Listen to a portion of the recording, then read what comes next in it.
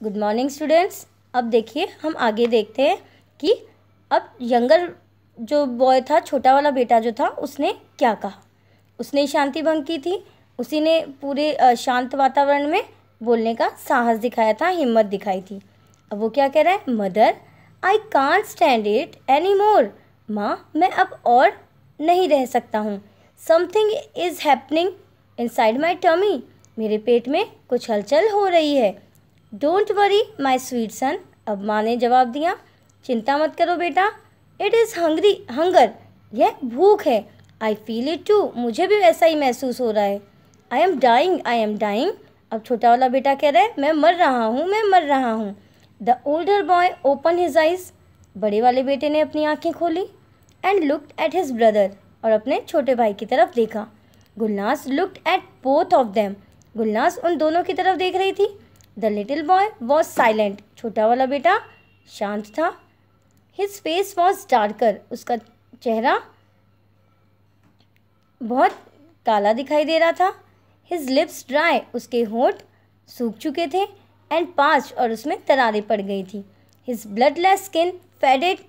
उसकी रक्तविहीन जो त्वचा थी उसका रंग उड़ चुका था, पीली पड़ चुकी थी। And hollow. और शरीर पूरा खोखला था। फाइनली, आखिरकार, Gulnaz beckon to the older boy. Gulnaz जो थी वो बड़े वाले बेटे की तरफ मुड़ी। And they left the room to. इशारा किया उसने बड़े वाले बेटे की तरफ। And they left the room to talk outside. और उन्होंने बाहर जाकर बात की। We must go to Bodo's. हमें बोडोज के पास जाना होगा। द ग्रोसर, जो कि किराने वाला है। We must ask for some rice, flour and potatoes. और हमें उससे कुछ चावल, आटा और आलू लेने होंगे। Tell him we will pay him in a few days. और उसको कहना कि हम कुछ दिनों में रुपए चुका देंगे। The boy shabby coat was not heavy enough to keep out the cold outside. उस लड़के ने जो भद्दा सा कोट पहन रखा था वो इतना मोटा नहीं था कि बाहर की सर्दी को रोक सके। He had no strength in his legs. और ना ही उसके पैरों में इतनी ताकत थी। And had to study himself against the wall as he walked. और इसीलिए उसे स्थिरता से चलने के लिए दीवार का सहारा लेना पड़ा। Finally he reach the store. आखिरकार वो दुकान के पास पहुंचा। ऑन द हिल, जो कि पहाड़ के पास थी।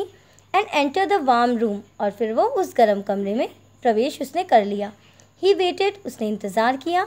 Until all the other customer had left. जब तक सारे ग्राहक नहीं चले गए। Hoping to be able to talk to the grocer in privacy. और इस आशा के साथ कि वो उस किराने वाले से एकांत में अकेलेपन से बात कर पाएगा। And to enjoy the warmth a little longer. और साथ ही साथ उसने यह भी सोचा कि कुछ देर और गर्माहट महसूस कर ले। Then he left his place by the fire side. और फिर वो अपनी जगह को छोड़कर जहाँ पर आग जली हुई थी उस तरफ चला गया। And order a pound of rice. फिर उसने 1 पाउंड चावल, a pound of flour, 1 pound आटा and a pound of potatoes और 1 पाउंड आलू का ऑर्डर दिया। He put his hand into his pocket. और अब उसने अपना हाथ जो था वो अपने जेब में डाला। As a preaching for his money. मानो कि वो रुपए तलाश रहा था। And then pretended to have left it at home. और फिर उसने बहाना बनाया कि वो शायद रुपए घर पर भूल चुका था। Oh, I seem to have forgotten it at home. और फिर उसने क्या कहा, उसने कहा कि मैं तो रुपए घर पर ही भूल चुका हूँ, ऐसा मुझे लग रहा है। I would hate to have to go all the way home in this cold and come back again. और मुझे बहुत गुस्सा आ रहा है, मुझे बहुत बुरा लगता है कि अब मैं इस ठंड में जाऊं और रुपए लेकर वापस आऊं। Write it down. इसलिए आप लिख लो। And I will pay you tomorrow. और मैं आपको कल इसके रुपए चुका दूंगा। It was a brave effort. ये एक बहुत ही बहादुरीपूर्ण प्रयास था। But the grocer knew the tricks. परंतु ग्रॉसर जो था, किराने वाला जो था, वो इस ट्रिक को जानता था। Of the trade too well, जो कि धोखा देने की थी, बहुत अच्छी तरीके से जानता था। इसलिए उसने देखिए क्या कहा, फर्स्ट ब्रिंग द मनी, पहले रुपए लेकर आओ, then you can take the goods, तभी तुम ये सारी वस्तुएं लेकर जा सकते हो। You have become so thin, तुम बहुत दुबले पतले हो। Someone who has money, और जिसके पास पैसे होते हैं, एट होम, घर पर, डजंट गेट सो थिन, वो इतना दुबला पतला नहीं होता है। द बॉय हरीड आउट, लड़का जल्दी से बाहर निकल गया। एम्बेरस्ड, बहुत ही लज्जा के साथ, शर्म के साथ। To have his lie found out, जब उसे महसूस हुआ कि उसका झूठ पकड़ा गया है। He found the iciness of the street more unbearable than he had before he entered the store, और अब बाहर की जो गली की जो सर्दी थी, वो उसे इतनी ज़्यादा असहनीय लग रही थी जैसी सर्दी उसने दुकान में प्रवेश करने से पहले भी महसूस नहीं की थी। एट द कॉर्नर, गली के किनारे, he saw smoke coming out of the chimney of the white house, उसने देखा कि वाइट हाउस की चिमनी से धुआं बाहर निकल रहा है। How happy were the people who lived in it, कितने खुश होते होंगे वो लोग जो इस घर में रहते थे। It did not occur to him to be jealous,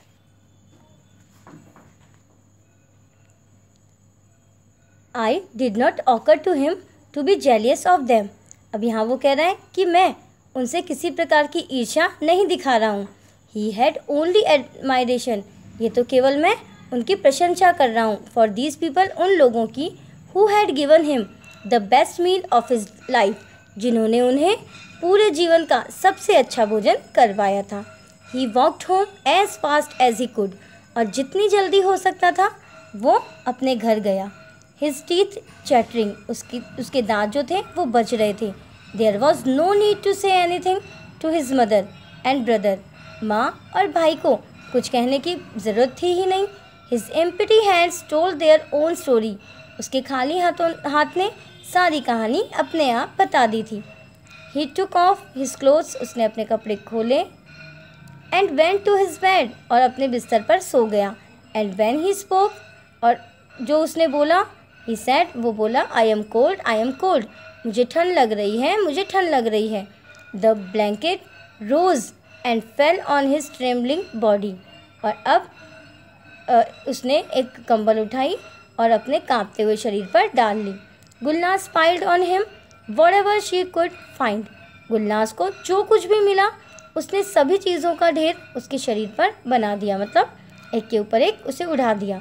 the trembling lasted for nearly 2 hours, और उसके शरीर का कांपना जो था लगभग 2 घंटे तक चलता रहा। Then came the fever and the exhaustion, और उसके बाद में उसे बुखार आ गया और वो थका हुआ लगने लगा।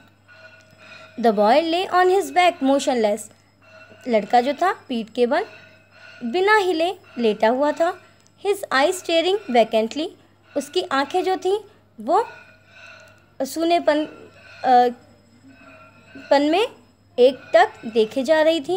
Gulnaz lifted the covers and tried to cool the burning body with her cold hands, Gulnaz ने उसका कवर हटाया, चादर हटाई, और अब उसके गर्म शरीर को, जलते हुए शरीर को अपने ठंडे हाथों से ठंडा करने की कोशिश की।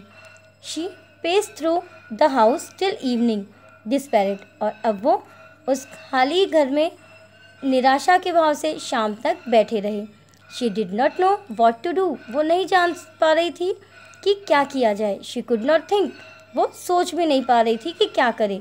द सन वेंट डाउन, सूर्यास्त हो गया। She notice the small pile of cover she had taken off the boy's body, और अब उसने ध्यान दिया कि छोटा सा जो ढेर उसने अपने बेटे के शरीर पर डाला था, उसकी तरफ देखा। Wouldn't there be anybody to give some money for all that, और फिर उसने सोचा कि क्या कोई ऐसा व्यक्ति होगा जो उन्हें कुछ रुपए दे देगा।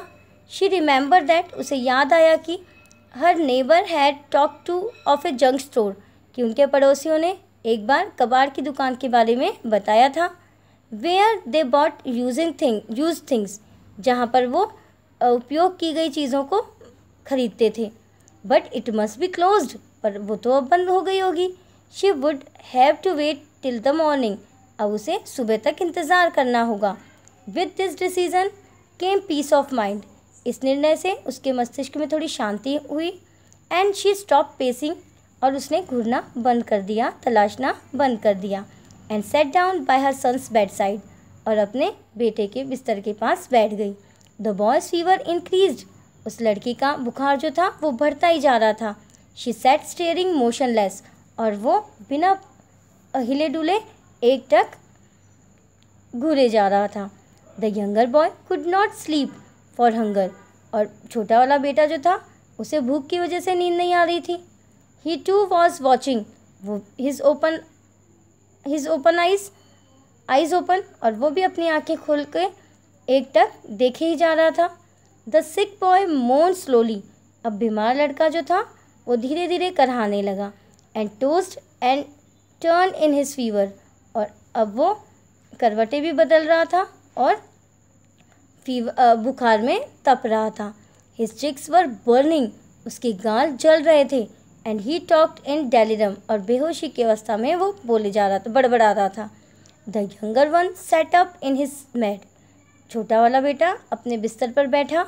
And asked in a voice audible only to his mother, और उसने केवल अपनी माँ के सुने जाने तक की ही ध्वनि में, आवाज़ में, जो उसकी केवल माँ सुन सके, उसने कहा, mother will my brother die, माँ क्या मेरे भाई मर जाएगा। She shivered as if touched by a cold wind on her skin, और वो काँप गई जैसे कि ठंडी हवा जो थी उसके शरीर को टच कर गई हो। She looked at her son with frightened eyes, और डरी हुई आंखों से उसने अपने बेटे की तरफ देखा। Why do you ask that, तुम ऐसा क्यों पूछ रहे हो, उसने छोटे बेटे से पूछा। The boy was silent for a moment, एक क्षण के लिए छोटा वाला बेटा एकदम शांत था। Then he leaned close to her ear, उसके बाद वो अपनी माँ के कानों के एकदम पास चला गया। एंड सेड सॉफ्टली, और एकदम विनम्रता के साथ, trying to hide his voice from his brother, और अपनी आवाज़ को अपने